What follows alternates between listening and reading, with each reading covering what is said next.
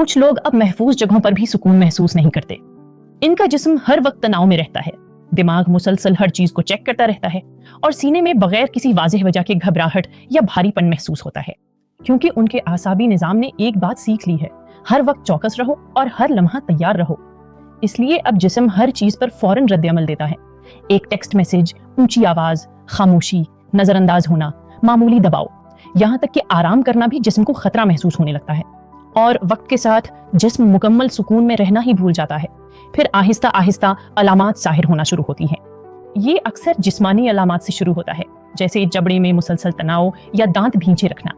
फिर नींद खराब होने लगती है और इंसान पूरी रात बेचैनी में करवटें बदलता रहता है। इंसान एक गहरी और मुसलसल थकावट महसूस करता है, जो सिर्फ सोने से भी खत्म नहीं होती। तनाव आहिस्ता आहिस्ता मैदे को भी मुतासिर करता है, जिसकी वजह से पेट फूलना और मुसलसल बेचैनी महसूस होने लगती है। दिमाग हर वक्त थका हुआ और धुंधला सा महसूस होता है, जिसकी वजह से तवज्जो मरकूज करना मुश्किल हो जाता है।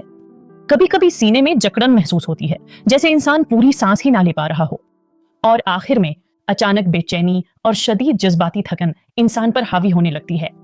सबसे खौफनाक बात यह है कि ज्यादातर लोग इसे अपनी शख्सियत का हिस्सा समझने लगते हैं। हालांकि हकीकत में आपका जिस्म अब भी उन बका के असरात उठा रहा होता है जिनसे वो कभी पूरी तरह ठीक नहीं हो सका।